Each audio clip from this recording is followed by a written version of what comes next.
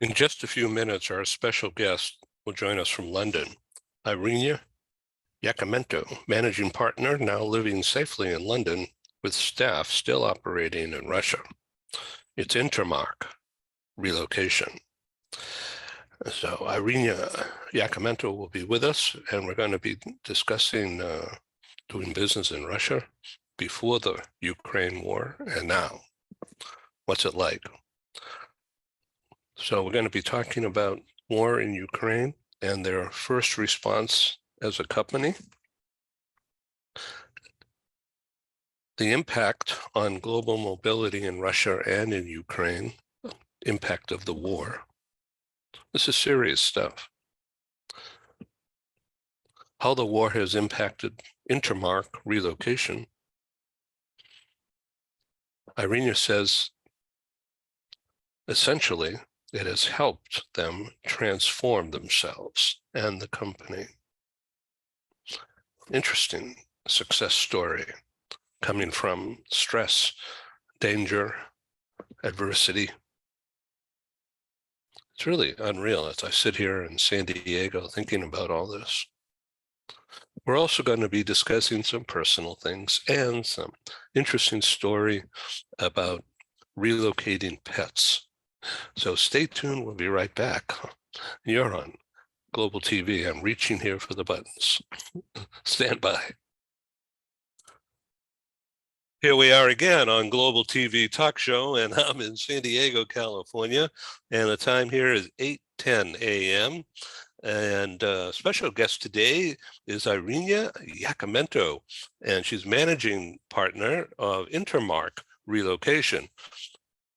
Started a long time ago in Moscow and across that region, and that in itself is mysterious to me here in California. And thinking about the communists and the,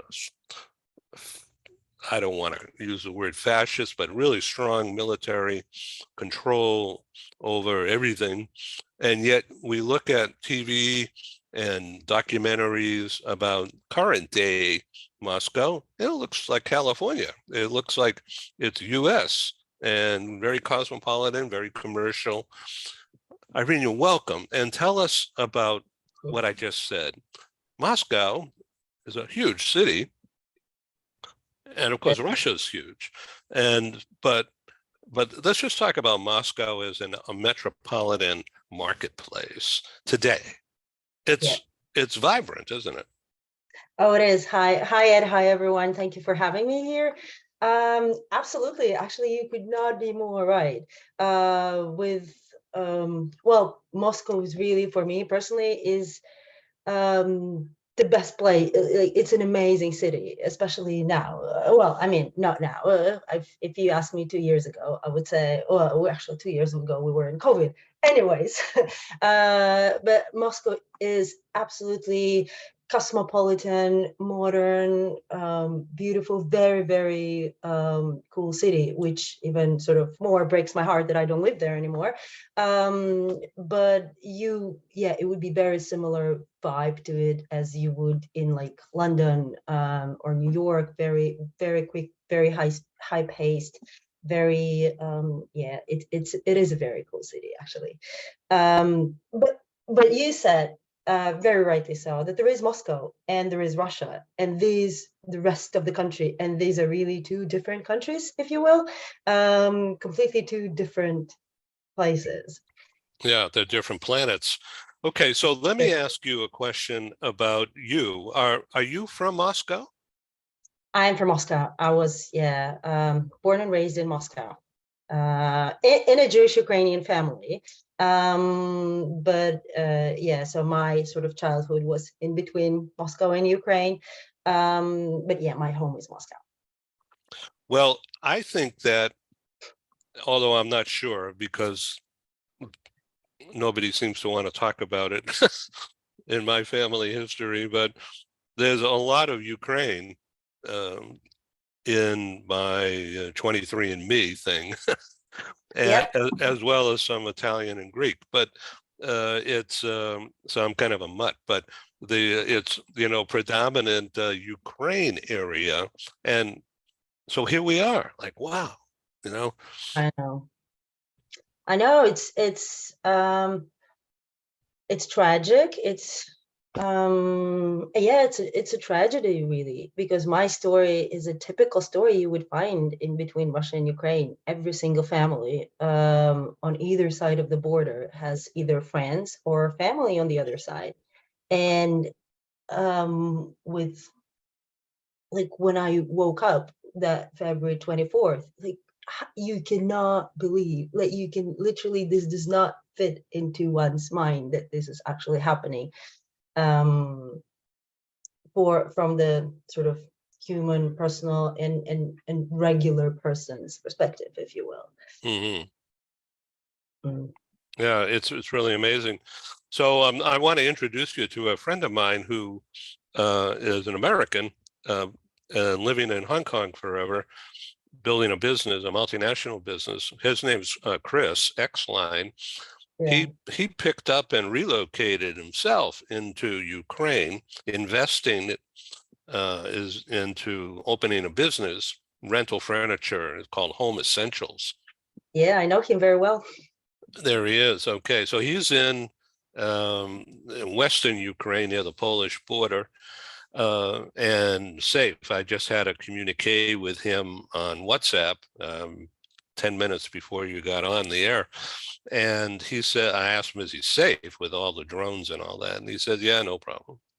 And where he was. Mm. Okay, I'm not going to divulge where he is, but for this worldwide audience today. But Yeah. so he bought the capacity, a manufacturing capacity of a local factory, and making mattresses and giving them away through a charity foundation, all legitimate, giving them away to people who have been bombed out and displaced because they don't have mattresses, never mind a roof. So he's really doing a great thing. So we're very interested to go deeper and learn more about Ukraine today. And I know you have experience recently. But before we get into that, I want to learn more about Intermark as a company. 30 years, that's a long time. That means 1999 or something, right? Yeah. Well, actually, two of our sort of founding partners, two young British guys, who, when the whole Soviet Union fell apart and Russia was open to a lot of international environment, so they moved from the UK to Moscow in search of what they can do there. So as typical Brits, they started selling golf membership club, like golf membership, whatever, in Moscow Country Club, to everyone. And that was the years when a lot of foreign companies started arriving into Russia. And since they were sort of local, a lot of expats started approaching them and asking, well, can you help us? We have all these expats coming in. Can you help us? And obviously they didn't know what relocation is, that this word even existed, sort of. But that's how the company started back in 1993. And it started really as like home search support for all these expats in Moscow. And then me and my business partner, Marina Simonova, we joined the company in like early 2000. So it's been, almost 20 years now. Now, what did you do just before you joined Intermark? I did a lot of marketing really for Jewish women's organizations, for Jewish educational. So I was a lot into like Jewish philosophy and Jewish studies, and actually educating young people across Soviet Union, right? They didn't have so I was brought up not knowing anything about sort of my heritage. Except for some things that you would just do for no reason at all. Like you would just I don't know, have another New Year celebration in September. Why? No one ever knew. This is something you do. And then sort of that was always a mystery. So yeah, I was doing a lot of marketing and working with a lot of foreigners. So that's how I sort of came into the company, to support expats in Russia. And yeah, from there, and I stayed there. Yeah, after that, we've grown the company. So now we're covering over 12 countries, actually, now 14 countries. We do our own relocation services, we do immigration services. 10 years ago, we've launched our own household goods across the region. So we've grown, yeah, now we're over, well, we're 183 people today, across the region, including Ukraine, actually. Okay, now I So need it's to been quite a ask you. journey. Yeah. So, our background is mutual, of course, but the first relocation occurred, documented apparently, when Moses took the people out of Egypt. Yeah. Oh, he really needed a That was Google a that was today, a didn't group he? move. A good one. He really needed a Google map, right? That's funny. Yeah. Okay, so it's in our blood. That's all. So, did you feel as if you were escaping trouble when you decided to leave town? Well, it's it's a good question. Well, I was so, I mean, as a Jewish kid, you learn about Holocaust, right? Especially in Eastern Europe. That's all you do pretty much. You learn about Holocaust. You go to all the concentration camps. You were just, that's the main thing you learn. And I was always literally mad at Jews sort of at the times, like why were they staying in Germany? It was so obvious where it's going, I remember like a teenaged me being literally mad, like why didn't people do anything to escape? And suddenly I thought, because with everything happening in Russia, it was obvious things are not looking good for a while, right? Even before the war, like the war was the last thing, but nothing. There was all the opposition was jailed or poisoned. Literally, like everything. It was clear, like one tiny step after another, that as a human being you are thinking, okay, it's not great, but It doesn't smell good. yeah, exactly. Yeah. And so that was sort of, I woke up and I said, well, that's it, whatever it is, that's it for me. And especially as I have like and it's not even it that I come from Ukrainian family, it's not, it was not it. It's like, this was just not working for, if there is one thing I should have learned, let it be this, right? Yeah. So So, we're educated, and not just from Hollywood movies, but from some hand-me-down stories. And of course, it's in the well documented. mm, And there's some parallels going on, not just in Russia, but in other places for sure. yep.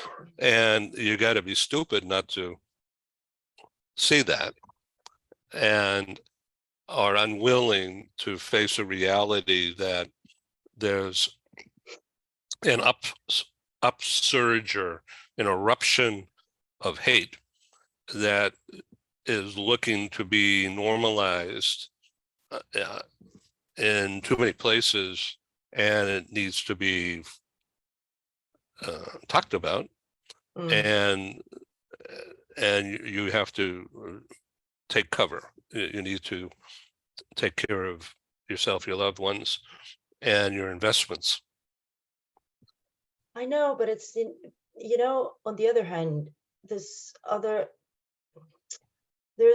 so Marina Simonova, my business partner, so she stayed, and my sister actually, after we've traveled, after we left, she really struggled outside of Russia, so she went back, because it's then on the other hand, there is this little thing that keeps sort of bugging your mind. But that was my home, you know. Why was I made? Why did someone force me to leave my home? You know, why don't they leave? So that, and that's also a very difficult sort of feeling. And there is no right and wrong, right? Everyone feels for themselves, and both, actually, both are not easy, because you never feel safe in Moscow. You never feel safe at the moment, but you are in exile outside of Moscow as well. So it's, you are dealing with this. You're moving on, and but it's, yeah. Anyways. Yeah, and so Intermark is going on across Russia now, right? Right. Yeah. So your people are in an office, or do they work from home? So it's both, actually. Whatever is easier. So we have around maybe 90 people in Moscow, and since COVID, we never got back to like 100% office policy. Whatever works for anyone works. We are So right after the war, we vouch, so as long as there is need for our clients, for our support, we'll be there. We are sort of, now there's far more paperwork and far more checking to make sure that we sort of follow all the sanctions, because still we're a UK registered company with a branch office in Russia, so we would follow all of the sanctions of the UK, US, EU. So that's a few extra layers to our work. But you know, ever since last year, our work stopped being just corporate relocations. It has become, you're really helping people be free. You're really helping them go to safety. You're really helping them to not only to move, but to like really find home, be it in Russia, be it in Ukraine, or be it outside of Russia, because now most of our work is actually outside of Russia, like outbound of Russia. So that was a major change for us as a company and how we work. So I had an interview with David Gilmartin more than a year ago, Right. after he escaped. Yeah. And he didn't really want to get into a lot of details other than the fact that he did it and setting up where he is now. And is there a risk of Intermark getting into trouble for It is. aiding and abetting escaping? Oh, it is, absolutely. You sure you want to talk about it? Yeah. I mean, you know, right, a week after the war, we did this webinar for our corporate clients and our like global clients, our customers, generally, to explain what's going on in Russia, in Ukraine, everything. And so Marina and I were sitting, and we had our head of legal, who actually was saying, well, there is one thing you cannot say. You cannot call it a war. You cannot, because it is Okay. illegal. Okay. Everybody uh, knows what's going on anyway. yeah, but then for us, we're like, there is no way we're doing a webinar and we're calling it special military operations, right? It's just you, these are really tough choices. So our new dilemma, actually, this year, we're having this new legislation in Russia, and it's crazy. In Russia, it's like in Harry Potter. Remember when at Hogwarts, this crazy lady that took over Hogwarts, and they had every day they had a new decree. If you did this, they did this. So that's exactly what's happening in Russia. Like every freaking week, we have like one ridiculous legislation after another. So there is a new one, that you are not allowed to print a map where Crimea is not part of Russia, and now they're debating these other territories of Ukraine, how you are supposed to whether that should be in the map. So if you actually print different map, that's a criminal offense, not just like an administrative. That's a freaking criminal offense, which would send, yeah, which would be basically. But we're all about maps, right? So we want to make sure our clients know where we work and how and where our offices and this. So that's another big dilemma. How do you balance sort of your values, the legislation, the safety of your team, right? The safety of the person who, so now it's Marina who's actually legally responsible. It was me before, but anyway, so it's, there are a lot of very, very tough choices. Yeah. That So there's I've read and talked with others that a lot of people left Russia and they went to Thailand, for instance. Right. And there was a guy who's a neighbor of mine here in San Diego. He, when he was working full time, Thailand was a business trip all the time. Happens to be a retired executive from Boeing Aircraft. Okay, but so he went back to meet with some old buddies in around Bangkok somewhere, and then they went to a beach area as well, and it was just loaded with Russians. Oh yeah, I mean we last year we've been so well, the official stats is around 1.5 million of Russians left Russia just last year, and that's the official stats, right? And we were we were helping. It was interesting if you look at like time frame. So before February, we were supporting a lot of emergency departures out of Ukraine. So that was mostly getting people out of Ukraine, was nonstop. And then really early and right a few days after the war started, also we've helped a lot of people out of Ukraine. Then the whole of March, it was getting everyone, all the expats out of Russia. And like, you cannot believe we would charter planes to get people, like companies were really taking people in like proper group moves within days. But then ever since sort of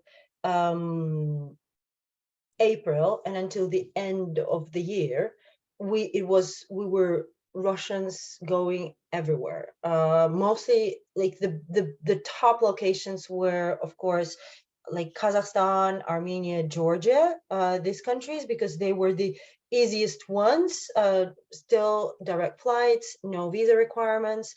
Then Turkey and Dubai, this was sort of destination number 2. And actually most of the people would go to like Kazakhstan and then stay there, legalize there, and then while they're getting their like work permits and everything to go to EU and the US.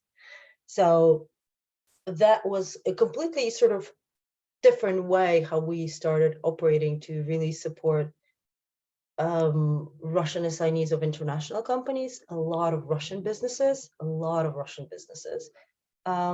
lot of Russian private people who decided that was it for them, right? And they were changing.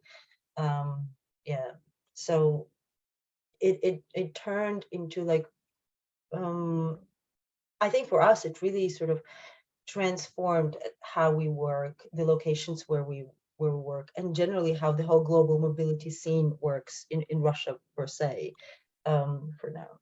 So hearing you describe all this, my head is spinning with flashbacks to the old movie Casablanca, where Rick's Cafe, there was a melting pot of people, you may remember from the movie, and people had transit papers, and getting transit papers was the currency, right? And then there were shootings, and then the Maltese Falcon showed up somehow. Okay, so it would appear to me, maybe I just read too many spy books or whatever, but that the officials in Russia knew that all these people were leaving, and yet they didn't stop the flights and they didn't put up roadblocks in the airports. Well, I mean, it seems like they let it happen.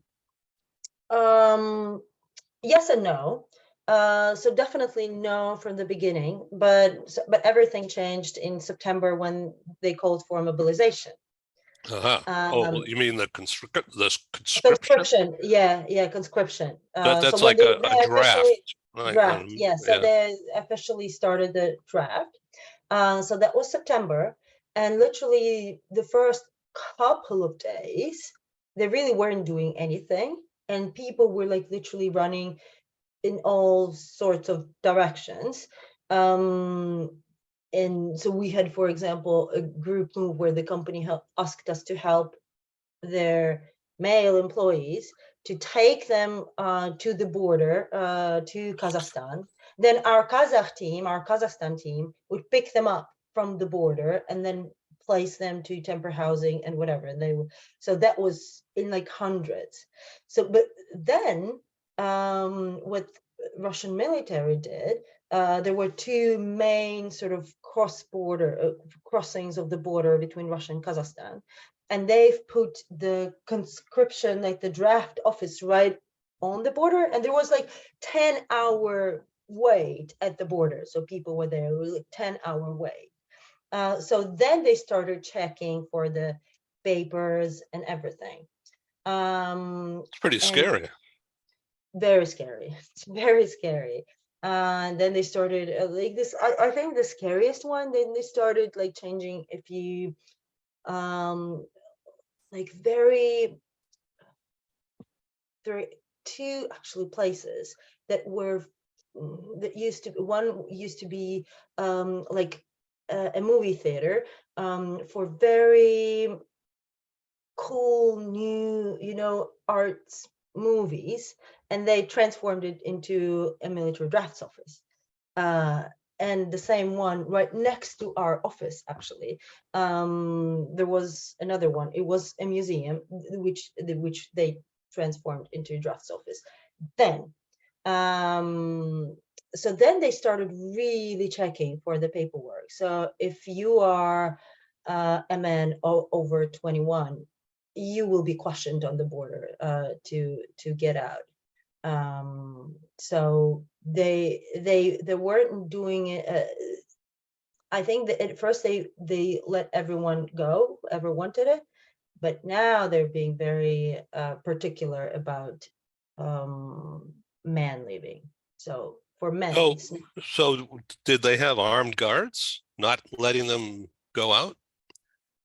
well, you would be questioned, like you would be asked if you're a man over 21. So now they're trying to put together like an online database of whether you have been conscripted or not, whether you've been served or not. And there was a big change about that a couple of months ago. So if previously they would serve you, and they would send you the draft notice. But for you to be officially drafted, you will need to receive, like, you should have received this draft notice in person and signed for it. From that moment, you're officially drafted. Now, and they realized that people were hiding, people were doing everything possible not to receive it in person. They were living in different places versus their registered addresses. So doing everything possible, because as long as you don't sign for it, you're not served, you're not drafted. So this they changed 2 months ago, that basically once they serve you, they put it online and onto a special website, special database, and 7 days after your name appears, that you have been officially served. So it doesn't matter whether you received it or not, so you've been served. And that has changed everything pretty much. So now you cannot, and once you actually have received it, and if you haven't turned into the local drafts office, then your driving license is revoked. You cannot do anything with your like property. You cannot sell or rent. You cannot. So there are tons and tons of ways how they actually limit your rights if you don't show up into the village offices. Crazy. So they're doing it in a very, very smart, scary way, you know. So yeah. Okay, so you're in London, and your family is all good? Yeah, it's been quite a journey. I think we're at a good place now. Yeah, we're actually in Bristol, which is kind of 1 hour by train outside of London, to the west. Yeah, then and it was interesting over this journey sort of to, and I've just told you before, to re-appreciate the importance of our industry, you know, how important it is to get the support of a professional relocation immigration team. It just makes everything different. It just makes everything different. Okay, so now you transformed yourself and the company. So Yeah. the whole history here is being written as you live it. And so this recording, this is actually a historic documentary, completely unscripted. So how has your company been transformed in the last year? So before last year, 70% of our business was Russia inbound, really like expats coming into Russia. Not all of this actually. This has completely changed, right? In February 2022. We as a company have changed. So we were lucky enough that, not lucky, well, lucky and smart enough to be very diverse. So having relocation, household goods, and immigration really made a huge difference. So our household goods team were working literally days and nights last year, packing everyone. So we've been packing, we've been doing like almost 20 packings a day, and packing families who've lived, like expat families who've lived in Russia for like 30 years. That was their home, you know, they've never thought of And that's leaving. all so traumatic to think about all that. Oh, it is. How many lives, you know, have been like literally uprooted overnight, literally changed overnight. But then as a company, so that's been a big difference for us. So moving really has been a major well, business line for us last year. Let me Um, jump in and yeah. ask you about resilience, Hmm. mental health, resilience. Yeah. Um, Yeah. who was it? You What? were you the shepherd, the leader, the Moses? I mean, how did you communicate well-being thoughts and structuring one's head and emotions to better enable packing and relocation under stress? Well, I think on business side, I'm blessed not to be alone leading the business. So the fact that that it is both Marina and I think really changes everything. Um, we would, you know, lift each other up, and then help each other lift the team, and the team feels it. So yes, we did a lot of support to our team, and they were actually amazing. amazing how everyone, well, I can't even say stepped up. No, I think it was also actually by helping others, you in a way, it helps you digest what you are going through as well, or sometimes make you get distracted from it for a little while. But then it sort of helps you as well. So we did a lot of team meetings to support our team, in Russia, to give whatever work we can to our team in Ukraine, to keep them sane as well. And communication going in between those teams as well. So yeah, I think it's really being blessed to be a team, really, and not to be on your own. That was what sort of helped us go through this. So people are faced with trauma and worry, and they cannot bring everything from their lives, and they're going to leave friends and a lifestyle, a life working, Mm. and they're going into an unknown, but they're going to safety. And that is the magnet. And so the relocation industry saved lives. Yeah. Well, yes, I think that was really something that kept us going last year. We realized that actually people need us. And we did a lot of pro bono moves last year for people who were like what in Russia is called foreign agents, or like opposition, whoever needed to very quickly relocate. We thought, at least as a company, we cannot make money on these people, right? We have to, this would be our input in hopefully a freer world one day.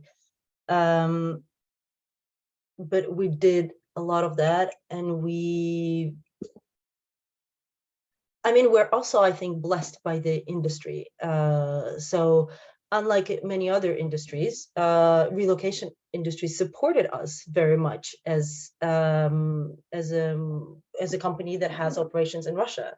So Yura in particular have been absolutely generous and supportive during this time, whereas we know how in other industries, like the and even in Europe, like there were calls where Euro board was asked to expel all Euro members in Russia, for example.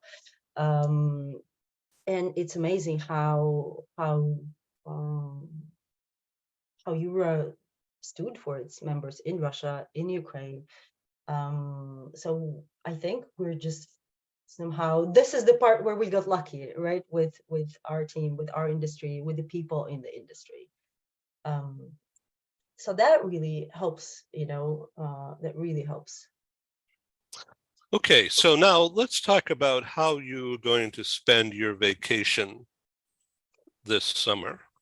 What vacation, right? Good question. Good question. Well, actually, I am planning to, we have, I have two very cool things. One is I have workation planned where me and my family and Marina, my business partner, who happens to be my best friend at the same time, which is also extra cool thing. So we would have 2 weeks where we would work and vacation together. So that is something I'm really looking forward to do, to just enjoy. That is the time when you sort of get the most strategic things and ideas, as you just have the free flow of conversation and discussion and planning where you want to go. So without divulging where you're going, will it be in a vacation place or just walking around the English countryside? Oh no, it's we haven't sort of yet decided where. There are a couple of usual suspects, like Turkey. So because we would need to consider things where are easy to get for me and for her as well. Because now pretty much out of Russia, like Turkey is the easiest way. Like you would need to go everywhere via either Turkey or UAE. So yeah, we're still working on it. We're shorter planners when it comes to vacation. Oh, interesting. Oh, so tell me now about uh, you're no longer on the board, right? Of Eura, or are you I on the am, board? yes. No, I'm on the board of Eura, yeah. Oh, good, good. Well, it's really taken off the past few years. My God, it's so big and powerful. It is. It has been, I mean, obviously Eura has been growing for a long time, but it's amazing to have more and more new members and how members supported the organization during COVID. And now we're having like for this year, Eura was booked out in September or October. So it was crazy how quickly it just got booked out. And yeah, there are more exciting plans for the next conference as well. Oh, So that's that's nice. going. Where will be the next one? It's going to be in Vila Moura, in Portugal. Oh, that's nice. That, Yeah, yeah, in Algarve. yeah. So where is that? Is that closer to Porto or Lisbon? It is closer to Lisbon. It's like 2 hour drive south of Lisbon. And Vila Moura is the Faro. Faro is the closest airport to Vila Moura. Yeah, well, I'm not Yeah, familiar with it. it's I've been to Lisbon and Porto, but okay. So let's talk about the story that you posted earlier today or yesterday on LinkedIn about pet transport. So what, so have you ever moved a giraffe? not a giraffe. They're not enjoying Russia too much. Neither Kazakhstan. We need to. Uh, but as we're opening new countries, actually, maybe this is something that we need to look at. Yeah. Well, I love Uh, giraffes. That's why I'm asking. So yeah, I that love that giraffes. was really a good story. And was it my first coffee this morning? I read that story. So that was It's great. what how we actually support our team as well. So all the businesses sort of share interesting stories. So can you see this? Yeah. So this is a coffee mug, and the picture is an old scene in Ukraine. And Chris Exline gave me this. Mm. Uh, and this is, Oh, the uh, motor. yeah, right.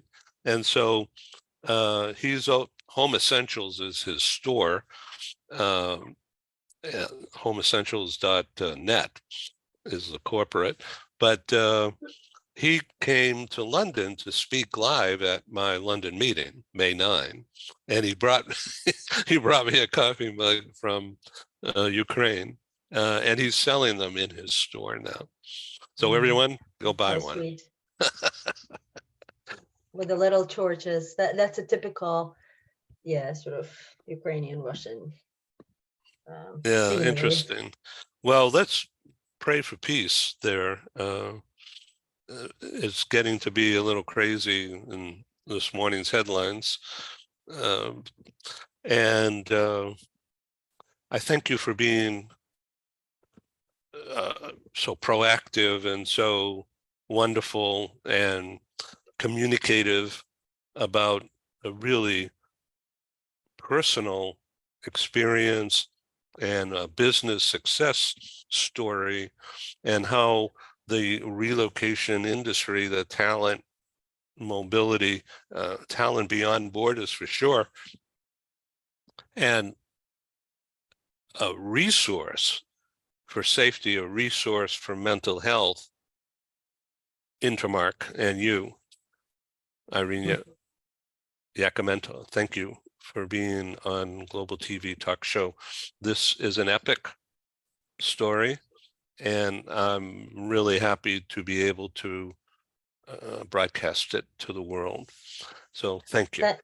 Thank you very much, Ed. Thank you for having me. And I hope one day we'll have an episode when we'll talk about the In peace. person. Wait, in person. We're going to Well, meet in person. person, and talking about the peace and how things got better, and how yeah, there yeah, hopefully our prayers for peace will be heard and it will get there.